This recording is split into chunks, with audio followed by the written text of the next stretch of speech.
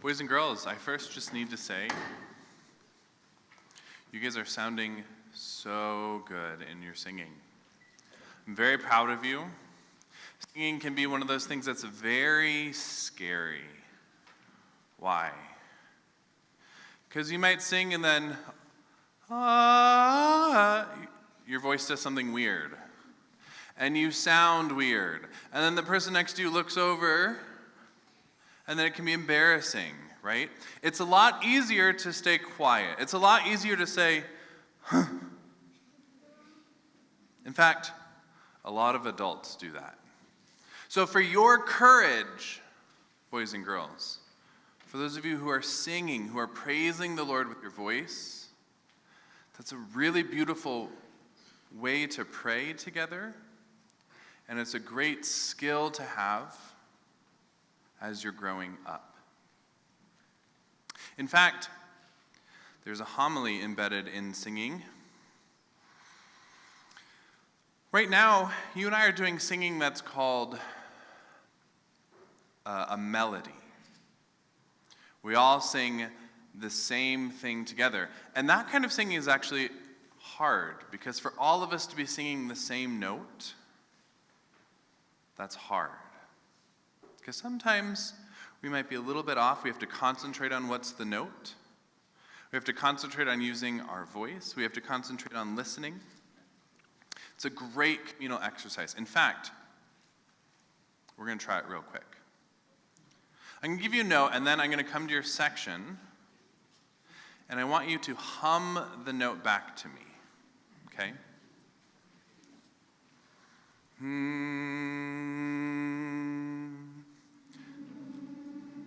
Well done. Thank you, boys and girls. Okay. Can you try it?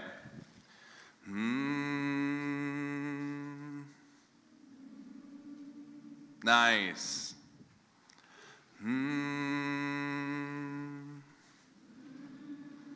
Nice. Well done. Thank you. Okay. That's harmony when we're all, or that's melody when we're all singing the same note. Shall we try it all together? Lovely. Eventually, we're going to move to something called harmony. Here's the really cool thing about harmony. Harmony is singing different notes. Harmony is singing different notes, but unified. And the really cool thing about singing different notes in a unified way is that's actually the Christian life. That's what it means to be a Christian. Are we all supposed to be living the exact same life? No.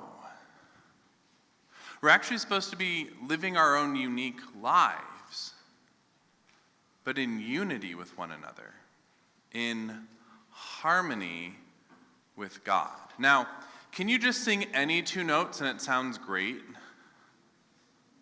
Some of you have realized that you can't just pick whatever note you want and it's just going to work. That's a different homily unto itself. That you actually have to pick another note in accord with reason because of the structure of the notes themselves. That was just a really boring way of saying only certain notes work with each other. Does anyone remember the psalm that we said today? You guys did sing it back. All of you, nearly all of you, except you adulty ones, did sing it back. Does anyone remember?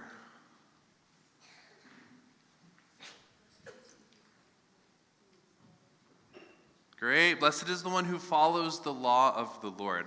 Blessed, as I've said in another homily, what's the other word that we can use for blessed? This would be extraordinary if somebody remembered. Go for it. It does not mean I forgot, but it's close. It means happy. Now, how many of you, when mom and dad say it's time to go to bed, are really happy? Oh, really?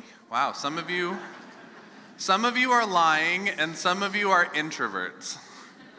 Great, hands down. How many of you are like, no? Great. All right, hands down. How many of you pretend not to hear mom and dad when they say that? Ah, yes. Well, good honesty. Okay.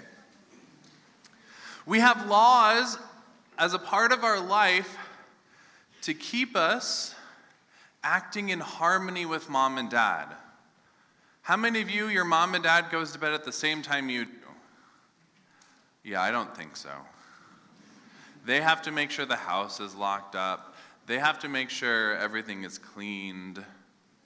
They have a lot more work to do. So most of the moms and dads do not go to bed at the same time. So do mommies and daddies have different rules than kids? Yes, right? Doesn't that make sense? But do the rules work together with each other for the good of the household? Yeah. We're going to try an experiment. This is unrehearsed. I don't know how it's going to go. It probably will create another homily down the road. You ready for your note? This time I want stronger, okay?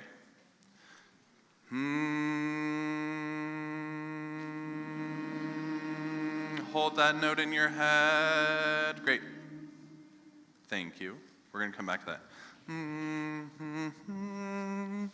Ready? Oh, well done. Thank you. Some of you have a career in singing someday. If you need to borrow my mic after Mass, you're welcome to.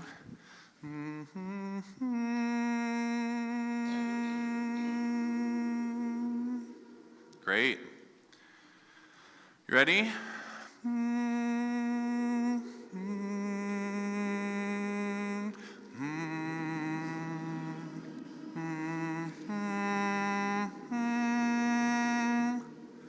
Whoa. Ready all together?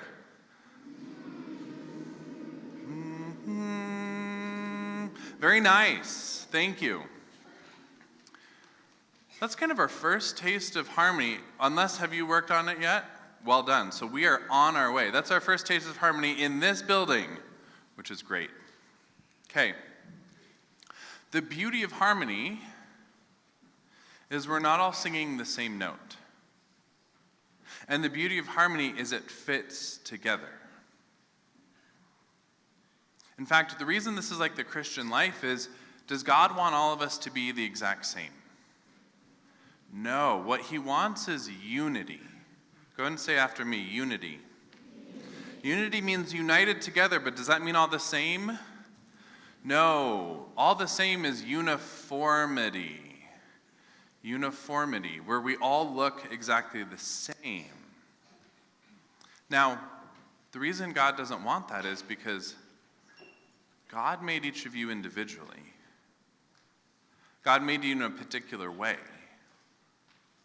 God gave you gifts that he's given to no other person in this church right now. And you have a particular gift that you are to use for the building up of the kingdom. Now, what happens if you have that gift and you want to be like the person next to you, exactly like the person next to you? You probably won't be using that gift in the same way. And that would be a disservice to all of us. One last thought for you. Raise your hand if your favorite Thanksgiving side dish is sweet potatoes. Way to have adult tastes. Well done. Raise your hand if it's because of the marshmallows. Okay. Caught you. Raise your hand if your favorite side dish is mashed potatoes. Raise your hand if it's green beans. All right, of you green bean people, raise your hand if it's the mushy green beans with canned onions on top. Okay. And we got some vehement people over there. Raise your hand if it's like fresh green beans with like toasted almonds and lemon zest, and there we go. Okay. Raise your hand if it's cranberries. Raise your hand if it's the blob of cranberries from the can that looks like it's from outer space. Raise your hand if it's fresh cranberries. Nice. Lovely. Raise your hand if you're a turkey person. Raise your hand if you're the person who takes the skin off of the turkey and crunches it in your mouth. Yummy. Raise your hand if you're a pumpkin pie person. Raise your hand if you're like me and you think pumpkin pie is dog food. Oh, great. All right, hands down, pretty please. In the gospel today, Jesus got upset because why?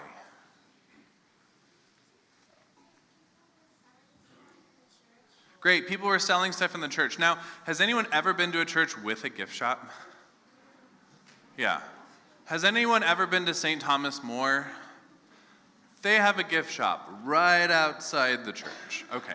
Has anyone been to a famous church, maybe in New York or Washington, D.C. or Europe, where there was a gift shop? Great. Is selling things in general absolutely bad? No. Jesus' problem was they were making all of their efforts be about selling things and earning money. And this was the temple. Jesus was upset because the temple was created for what reason? For what purpose? Worship of money. Oh, sorry. Worship of? Great, you didn't say that. You said the worship of the Lord. Good job. So not created for the worship of money, created for the worship of the Lord. And then there were people that were using it for something else that was not as good. Is money evil? No. That's a different homily, though. But is money a god? No. Some people can treat it like that. Some people can treat money as the most important thing in the world. And that's sad. Because we don't get to take any of our money with us after we die. Psalm 49. Our money will not be there at the end of our lives to help us, to give us a kiss. Money can't love us. Money is a false sense of worldly security. It's necessary. It's good to pay bills with, but money will never love us. Here's your challenge. Your house. God made the people who made your house. God made the banker. God made the broker and the underwriter and the realtor and the framer and the foundation maker. God made all the people who made your house. I wouldn't say God necessarily snapped his fingers and your house came into existence. But just like the temple, your house exists for a purpose. What is the purpose of your house? To keep you safe. Great. Love that purpose. That's one of a number of purposes. Let's go one purpose higher. What else? You were scratching, right? Yeah. He's like, don't call on me. Shelter, to keep you safe in shelter. A place where you can sleep. Where you can live. Who do you live with? Family. So your home is for family. And family is for love. Family is for growth. So, in the same way that Jesus got upset because the house of God was not being used for love, your mission this week is to use your own house with love. Sometimes you and I get tempted to be pulled away to other things, just like the money changers were pulled into commerce by way of temptation. Sometimes you and I get tempted to say, no school, infinite iPad time.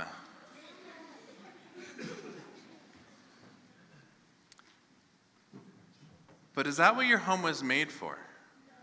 Was your home created as a sanctuary of Wi-Fi?